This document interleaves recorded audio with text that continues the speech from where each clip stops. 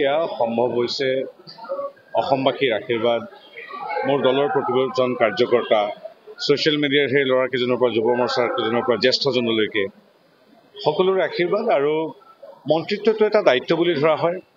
এজন মন্ত্ৰী 2 বছৰ থাকে, কেতিয়াবা 4 বছৰ থাকে, গতিকে সেইটো অনন্তকালৰ কাৰণে নহয়, সাময়িক দায়িত্ব। মই কিবা এটা দায়িত্ব লাভ কৰিছোঁ, সততাৰে নিষ্ঠাৰে কামখিনি কৰি যাব লাগিব অসম তথা দেশ মাতৃ সেৱাৰ বাবে। গতিকে মই অতি সাধাৰণভাৱে লৈছোঁ। যিদৰে মই জ্যোতিচিত্ৰবনৰ অধ্যক্ষ হওঁতে যিটো মোৰ মনটো ভাল লাগিছিল, যিদৰে একেই সিমানেই ভাল লাগিছিল সাংসদ হওঁতে, আৰু আজি একেধৰণে গ্ৰহণ কৰিছোঁ কেন্দ্ৰীয় মন্ত্ৰীৰ পদটো। এইটো এটা দায়িত্ব, গুৰুত্ব সহকাৰে কৰিব লাগিব। তাৰ বাহিৰে মই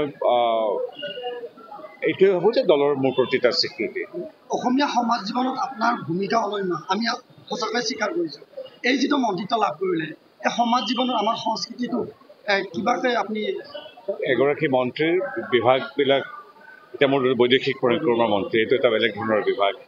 আৰু সৌভাগ্যবশতঃ বস্ত্ৰ মন্ত্ৰালয়তো মই ৰাজ্যিক মন্ত্ৰী হিচাপে আছোঁ। গতিকে সেই ক্ষেত্ৰত অৱশ্যে অসমত কৰিবলগীয়া বহুত কাম আছে। গতিকে মই প্ৰথম দিনা এতিয়া ইমান কথা নকওঁ, কাৰণ মানুহে কামেৰে গোটেই পৰিচয় পাব। গতিকে কথা কোৱাতকৈ কিছু পৰিকল্পনা আছে, আৰু অন্যান্য মন্ত্ৰালয়বিলাকৰ লগতো কেৱল মই জড়িত বিদেশ মন্ত্ৰালয় বা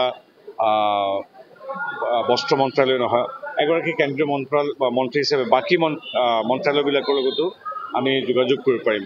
আৰু ডক্টৰ হিমন্ত বিশ্ব শৰ্মাদেৱে যিটো বিকশিত অসমৰ যিটো সপোন দেখি আগবাঢ়িছে দিবানিশে, তেখেতৰ এই যাত্ৰাটো, তেখেতৰো এগৰাকী সহযাত্ৰী হিচাপে ইমান দিনে কাম কৰি আহিছোঁ তেখেতৰ মাৰ্গদৰ্শনেৰে। এতিয়াও তেখেতৰ এগৰাকী অনুজ সহযাত্ৰী হিচাপে বাকী আমি সকলোবিলাক আগুৱাই যাম।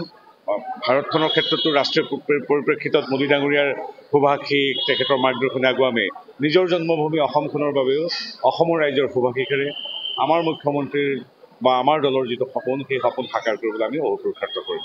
এয়া সম্ভৱ হৈছে অসমবাসীৰ আশীৰ্বাদ, মোৰ দলৰ প্ৰতিজন কাৰ্যকৰ্তা, ছ'চিয়েল মিডিয়াৰ সেই ল'ৰাকেইজনৰ পৰা যুৱ মৰ্চাৰ কেইজনৰ পৰা জ্যেষ্ঠজনলৈকে সকলোৰে আশীৰ্বাদ। আৰু মন্ত্ৰিত্বটো এটা দায়িত্ব বুলি ধৰা হয়। এজন মন্ত্ৰী 2 বছৰ থাকে, কেতিয়াবা 4 বছৰ থাকে, গতিকে সেইটো অনন্তকালৰ কাৰণে নহয়, সাময়িক দায়িত্ব। মই কিবা এটা দায়িত্ব লাভ কৰিছোঁ, সততাৰে নিষ্ঠাৰে কামখিনি কৰি যাব লাগিব অসম তথা দেশ মাতৃ সেৱাৰ বাবে। গতিকে মই অতি সাধাৰণভাৱে লৈছোঁ। যিদৰে মই জ্যোতিচিত্ৰবনৰ অধ্যক্ষ হওঁতে যিটো মোৰ মনটো ভাল লাগিছিল, যিদৰে একেই সিমানেই ভাল লাগিছিল সাংসদ হওঁতে, আৰু আজি একেধৰণে গ্ৰহণ কৰিছোঁ কেন্দ্ৰীয় মন্ত্ৰীৰ পদটো। এইটো এটা দায়িত্ব, গুৰুত্ব সহকাৰে কৰিব লাগিব। তাৰ বাহিৰে মই এইটোৱে ভাবোঁ যে দলৰ মোৰ প্ৰতি এটা স্বীকৃতি।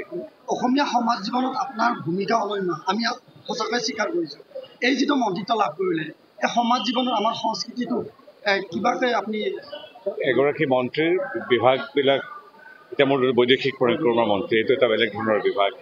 আৰু সৌভাগ্যবশতঃ বস্ত্ৰ মন্ত্ৰালয়তো মই ৰাজ্যিক মন্ত্ৰী হিচাপে আছোঁ। গতিকে সেই ক্ষেত্ৰত অৱশ্যে অসমত কৰিবলগীয়া বহুত কাম আছে। গতিকে মই প্ৰথম দিনা এতিয়া ইমান কথা নকওঁ, কাৰণ মানুহে কামেৰে গোটেই পৰিচয় পাব। গতিকে কথা কোৱাতকৈ কিছু পৰিকল্পনা আছে, আৰু অন্যান্য মন্ত্ৰালয়বিলাকৰ লগতো কেৱল মই জড়িত বিদেশ মন্ত্ৰালয় বা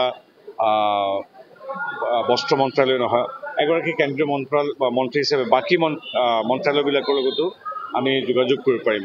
আৰু ডক্টৰ হিমন্ত বিশ্ব শৰ্মাদেৱে যিটো বিকশিত অসমৰ যিটো সপোন দেখি আগবাঢ়িছে দিবানিশে, তেখেতৰ এই যাত্ৰাটো, তেখেতৰো এগৰাকী সহযাত্ৰী হিচাপে ইমান দিনে কাম কৰি আহিছোঁ তেখেতৰ মাৰ্গদৰ্শনেৰে। এতিয়াও তেখেতৰ এগৰাকী অনুজ সহযাত্ৰী হিচাপে বাকী আমি সকলোবিলাক আগুৱাই যাম। ভাৰতখনৰ ক্ষেত্ৰতো ৰাষ্ট্ৰীয় পৰিপ্ৰেক্ষিতত মোদী ডাঙৰীয়াৰ শুভাশীষ, তেখেতৰ মাৰ্গদৰ্শনে আগুৱাই আমি নিজৰ জন্মভূমি অসমখনৰ বাবেও অসমৰ ৰাইজৰ শুভাশীষেৰে আমাৰ মুখ্যমন্ত্ৰীৰ বা আমাৰ দলৰ যিটো সপোন, সেই সপোন সাকাৰ কৰিবলৈ আমি অহোপুৰুষাৰ্থ কৰিম।